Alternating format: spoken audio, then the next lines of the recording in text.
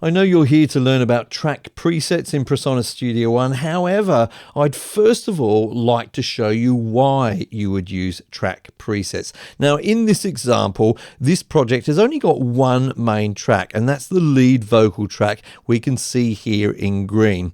But as well as the plugins we have in the insert section of it, we also have a number of effects buses and a regular bus here, all creating the sound of the vocal that I normally have in a lot of my songs. So let's quickly run through why I'm using all of this just for one vocal. You don't need to pay too much attention here. It's going to be a very brief overview. I start off in my inserts with a preamp, which you can see here. This is from Arturia. Love this one. I like the sound of it, first of all. I like what it does to the vocal. And I also use it to do a low cut to get rid of some of the rumble and a bit of a high shelf. So that's why I almost always have that at the beginning of my chain. I then go from there to an 1176 compressor, and this is controlling the transients of the vocal before I go into what I think of as my main compressor, which is the LA2A. Wonderful on vocals. I'm sure many of you know that.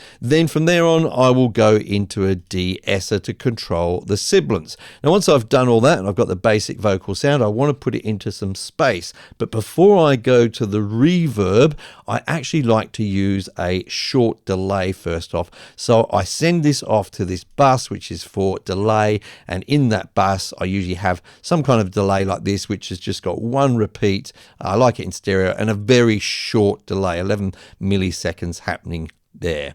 From there on, I go through to my main reverb, and my main reverb that I like to use at the moment is this LX24 from Arturia, based upon a classic Lexicon reverb. Love the sound of that, so I use that an awful lot. Now, then I like to create some parallel compression. So with parallel compression, I'm sending the signal off to another bus, and then I'm compressing the hell out of it, and usually I use an 1176 for that. So if I click on that, you'll see the 1176 I've got there. It's set up with a very high ratio, and it really does squash things. But in order for this parallel compression to work really, really well, I need to just blend it in gently with the original vocal. So you'll often see with my parallel compression track that the fader is down really, really low. That's important. Remember that for later. And also I've adjusted the faders for the delay and reverb. Okay, so that creates like a whole sound. But then when I mix the vocal with the track, I don't want to have to adjust all of these faders. Now there's different ways you can solve this problem, but what I like to do is just send them all through to this bus. I call this Vox Master. They're all going through to there, and then I've just got one fader to adjust the overall volume, and I could potentially process the whole sound of the vocal from there. So all of that takes a little bit of time, doesn't it? And it's this sort of thing which sort of gets in the way of your workflow. Now, it's all very well if you're just going to do this once or twice, but if, like me, this is a staple sort of process of most of my projects, it's handy to be able to recreate this in just one click, and that's what track presets are for. Let me go over to another project, a completely empty project here, and let me go show you how I'm just going to create all of that in one hit. So I'm going to right click here, go down to the bottom, click on Load Track Preset. This dialog pops up. You can see there's a whole bunch which come with Studio One, but you can also create your own. So I've got my own in a folder called Mic here, and the one that we're going to use is this lead Vox one. It's already selected, so I'll click on OK. And abracadabra, all of that is already there. Now, I want you to note something here. First of all, if I just click on one of these plugins, it's actually got the settings already set up. So that low cut is in place, you know, the high shelf is in place there. Even things like the track icons are there and the track coloring, and also the faders have already been set to that balance that I generally like between all of them. So it's a really quick way to get your typical vocal sound going right away without any problem. Of course, you're normally going to adapt it for your particular song, but it's a great starting point. So how did I create that preset? Hi folks, I'm Mike, And I hope you're well. Now, some of you may be thinking that you could use Studio One's template feature to create all of this. However, I reckon templates are great when you're looking at a whole sort of project or song structure with multiple instruments and you're using the same kind of setup again and again. Now, for example, perhaps you're recording a band and there's a consistent group of instruments. There's some vocals, bass guitar and drums. Okay, that would be a really great use of templates if every single song in a project is going to use that structure.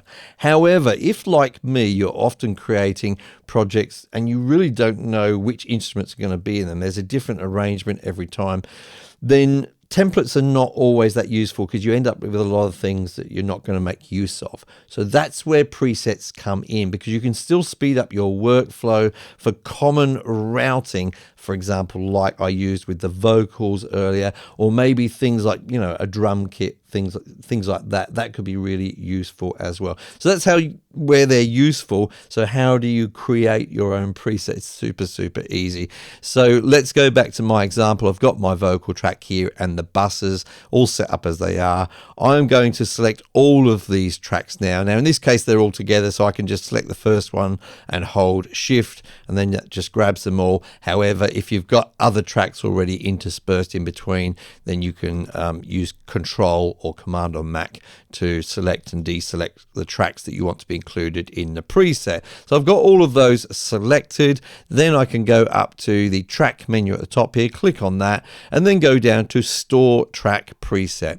This dialog pops up, and this is where you would obviously give it a name, and then you can give it a description. This can be really handy at times, so you can remember what it's for, and then you add it to a subfolder. Now, if the folder doesn't already exist, you simply type in the name for a new folder and it'll create it if it doesn't exist. So in this example, I'm just going to leave it as lead Vox 1. I'll leave that description, but I'm going to put it in a new folder called Tut for tutorial. Okay, so I click on OK like so, and that's it, it's done. Now when I go up there and load track preset, you can see that that is already there. Now, just in case you want to overwrite an existing preset, then what you need to do, and this is a little bit fiddly, I must admit, is go up to tracks again, then go down to Store Track Preset as we did before, and what you've got to do is make sure you give it exactly the same name as you did before. So in this case, lead Vox, and then I'll select my folder here, mic, okay, and then when I click on OK, it's going to overwrite my current preset.